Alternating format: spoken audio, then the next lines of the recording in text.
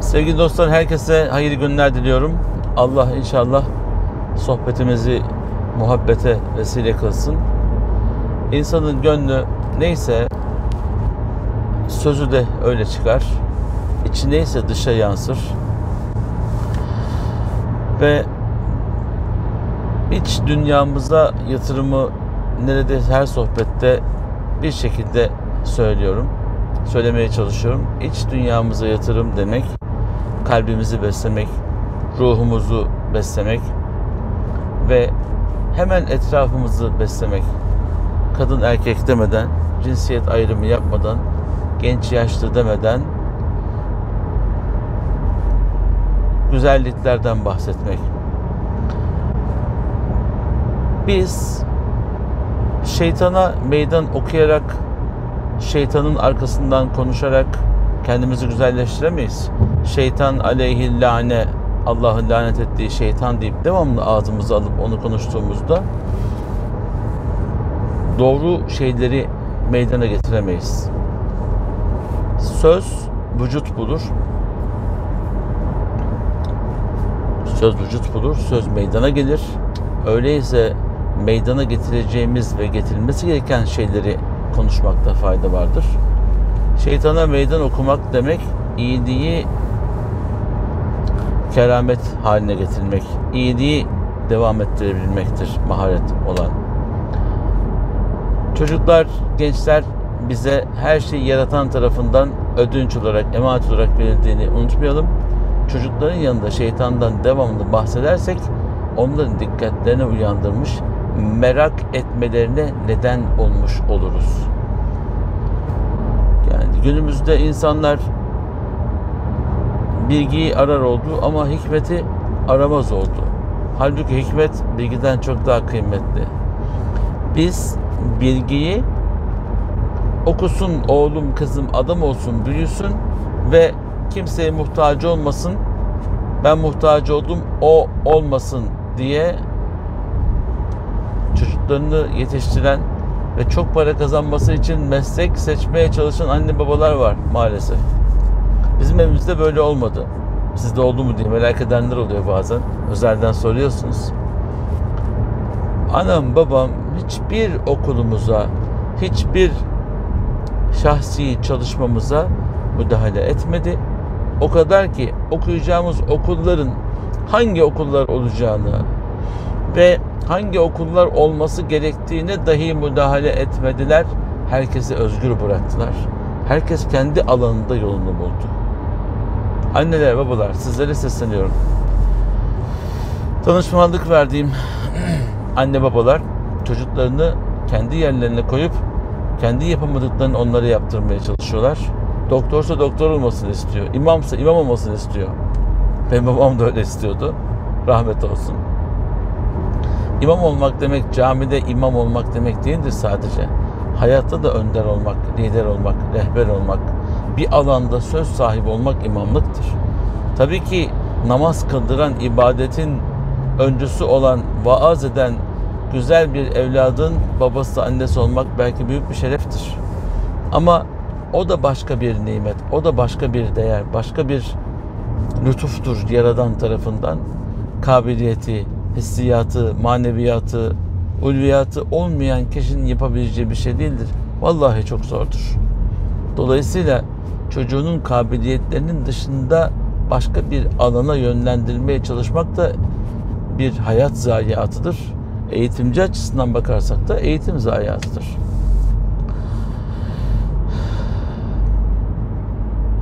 Şimdi çok büyük atasözleri var tabii.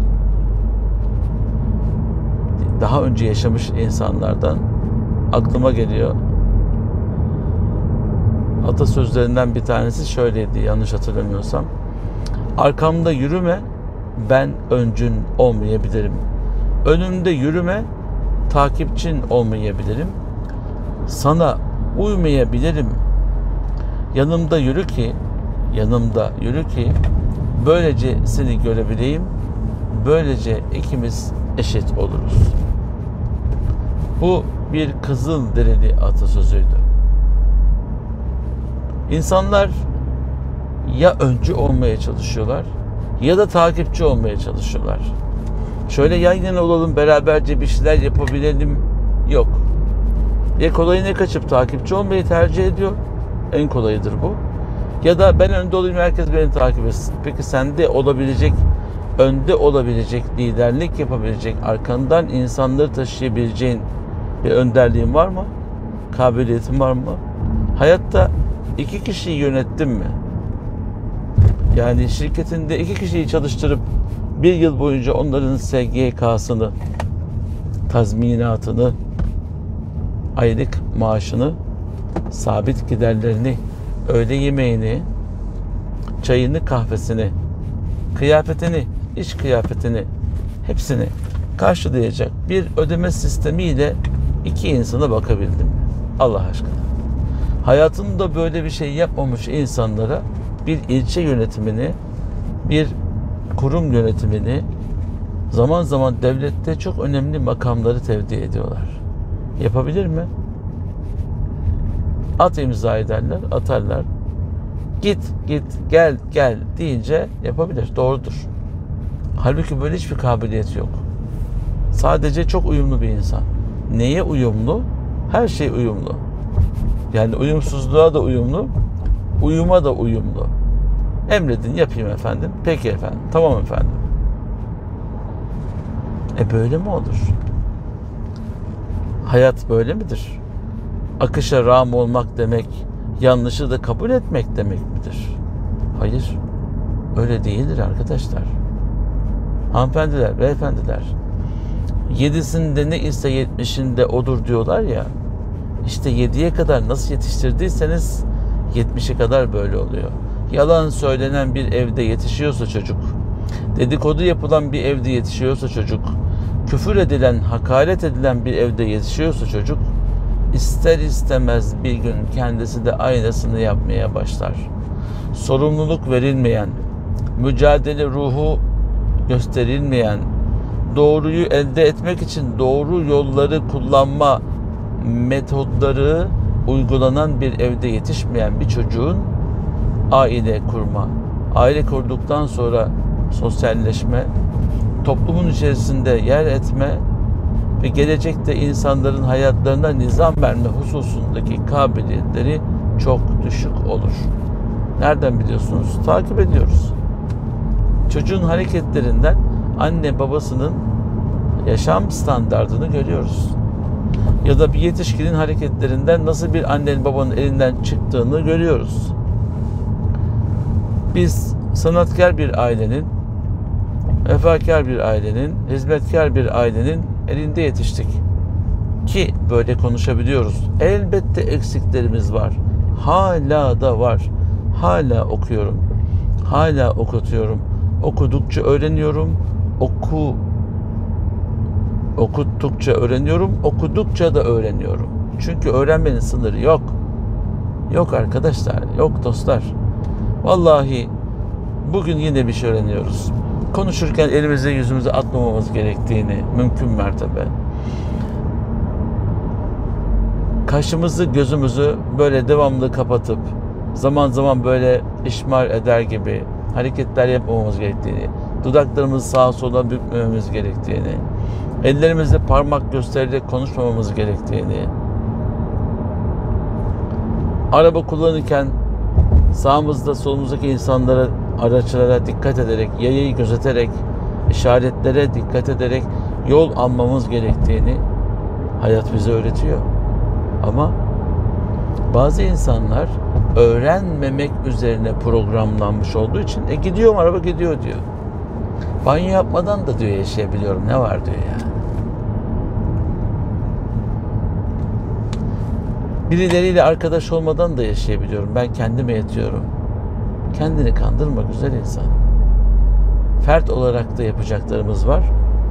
Toplum olarak da yapacaklarımız var. Öyleyse şu hayatın içinde Hz. Peygamber Aleyhisselam'ı örnek alacaksak doğru özlü, doğru sözlü, ticaretini siyasetini, cemiyetini, ailevi hayatını planlayan, programlayan, insanları üzmeden hayatı prensipleriyle yaşayan bir insan olmaya gayret edeceğiz.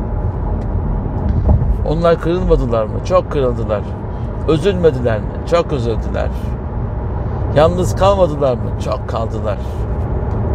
Mekke'de en sevdiği amcası ve çok kıymetli eşi Hazreti Hatice validemiz vefat ettiğinde, hüznünü yenmek için Taif'e gittiğinde, Ya Rabbi beni kimlere bıraktın diye hüzünlenip ağlamadı mı zannediyorsunuz? Ferahlamaya gittiği yerde de kovulan, taşlanan, çocuklara yuhlatılan bir insan oldu. Bunları yaşayıp sabretmeyen, yine de Rabbinden ümidini kesmeyenler ancak yukarı doğru makamlara erişebilirler. Aziz dostlar, Allah hepimize hayırlı yolculuklar nasip etsin. Hayırlı ömürler, hayırlı ölümler nasip eylesin. Benden yana tüm dostlara hakkım helaldir. Tüm tanıştığım insanlara hakkım helaldir. Bana kötülük yapanlara da helal ettim. Bunu size görüntü olsun diye söylemiyorum. İnanın yıllar önce Kabe'de yaptım bunu. Affettim. Affettim, Mevlam da beni affetti. İnanıyorum buna. Affedeni, inciteni dahi affederdi Peygamberimiz. Biz de affediyoruz. Biz kimiz ki affediyoruz sonra? Yani insan olduğunu, kusurlu olabildiğini, bilmeden yaptığını, zaafıyla yaptığını, kusuruyla yaptığını, aslında bunu yapmak istemeyeceğini ama yapmak durumunda kaldığını görüyoruz. Niye şikayet ettin diyoruz, kafasını öne eğiyor. Neyi yaptın diyoruz, kafayı aşağı eğiyor. Nasıl yaparsın diyoruz, kafayı aşağı eğiyor. Belki bizim de var böyle hallerimiz ve farkında değiliz. Samimiyetle söylüyorum. Onun için ne olur güzelliği şiar edinelim, güzellikler yapmaya çalışalım. Kırmayalım, kırılmayalım. Vallahi billahi yeminle söylüyorum, kim affedici olur, kim alttan alır, kim peki derse o kazandı. Hep gördük. O öyle yaptı, bu böyle yaptı, şu şöyle yaptı. İnancımızın da gereği değil, sağlığımızın da gereği değil, insanlığımızın da gereği değil. Kıymetli dostlar, sohbet bize güzelliklerimizi hatırlatmalı, çirkinliklerimizden, hatalarımızdan, yanlışlarımızdan da uzaklaştırmalıdır. İçinde yaşadığımız dünyada hangi duyguyu kabartır, çoğaltırsak o duygular bize geri geliyor. Öyleyse güzelliği çoğaltalım, temsili çoğaltalım, tebliği çoğaltalım, insanlığı çoğaltalım, sevenleri çoğaltalım. Kötüyü çok fazla zikretmeyelim ki o da çoğalmasın. İyilik geçicidir. Her zaman galebe çalar. Yani üstün gelir. Yeter ki siz iyiliği yapmaya ve yaptırmaya gayret edin. İyi olun, iyi kalın. Her alana dua edin. Ama öyle yapanlar var, şöyle yapanlar var, böyle yapanlar var diyerek kötüyü devamlı örnek göstermeyin. Vallahi faydası yok. Zararından başka. Allah iyiliğinizi versin. Herkesin, her şeyin sahibi Yüce Rahman'a emanet olun. Allah'a ısmarladık.